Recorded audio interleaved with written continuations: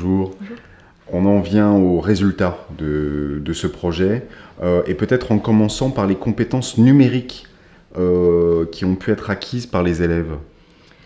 Au départ, donc au tout début du projet, ce qui a vraiment été, au niveau numérique, c'est vraiment l'utilisation du matériel. Donc utiliser le clavier, utiliser la souris, se repérer sur l'écran. Après, au fur et à mesure, il y a eu aussi l'utilisation des appareils photo numériques, il y a eu l'utilisation des tablettes, l'utilisation de petites caméras aussi. Donc il y a eu tout ce matériel-là et tout se repérer dans un logiciel aussi, comprendre que c'est un outil, comprendre ce qu'on peut faire, quelles sont les fonctionnalités qu'on peut avoir grâce à ce logiciel. Donc il y a vraiment, c'était vraiment sur le matériel et son utilisation en fait. Sur l'utilisation spécifique d'appareils photo ou de caméras, ça c'est un peu une évolution du projet. Oui. Tu peux peut-être dire un mot de ça? Alors c'est vrai qu'au début, je travaillais sur l'analyse de films avec ligne de temps. Petit à petit, l'IRI a abandonné le développement du logiciel et il a fallu trouver un peu d'autres manières de travailler parce que le logiciel du coup était un peu plus difficile à utiliser.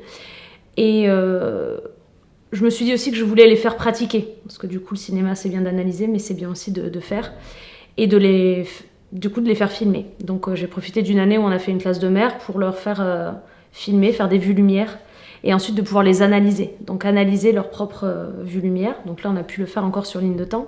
Mais petit à petit, voilà, la pratique est rentrée. Et les étudiants aussi de la Sorbonne ont pu m'aider sur l'analyse et refaire des montages. Voilà, donc ça a pu être... ça a évolué plus avec l'arrivée des étudiants. Et ligne de temps a été un petit peu effacée. Et en fait, après, la Sorbonne travaillait avec la Cinémathèque française. Et donc là, ça fait 3 ans qu'on travaille en partenariat avec la Cinémathèque française et leur plateforme de ressources Cinéma 100 ans de jeunesse. Et donc là, les étudiants partent des extraits qui ont été mis sur cette plateforme pour travailler certains thèmes avec les élèves. Et donc là, les élèves ne manipulent pas de logiciel ou d'ordinateur sur ce projet-là, mais manipulent ensuite une caméra ou la tablette ou l'appareil photo pour filmer et faire leur propre film, après avoir analysé les extraits des autres. Voilà. D'accord. Et comment tu imagines de faire évoluer le projet dans les années qui viennent? Est-ce qu'il y a des évolutions que tu imagines? J'aimerais passer au montage après. J'aimerais que les élèves fassent un petit montage, alors pas forcément très long, hein, mais qui est vraiment un travail sur... qu'on parte vraiment du fait de filmer jusqu'au montage.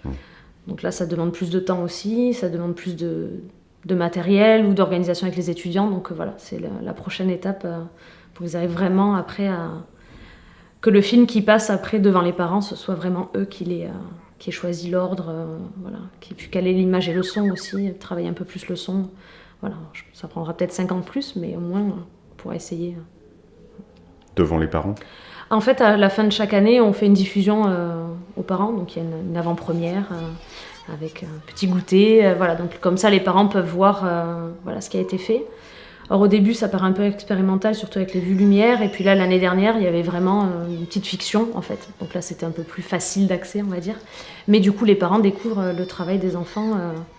Donc on a pu le faire à la FEMIS l'année dernière, puisque l'école est juste à côté. Et donc ça, c'est quand même classe. Est-ce que tu dirais que ton projet a eu un impact peut-être auprès d'autres collègues? Alors, dans l'école où j'étais avant, où je suis restée plus longtemps, on était à la fin 4 collègues, 4 classes à travailler avec les étudiants sur le projet cinéma.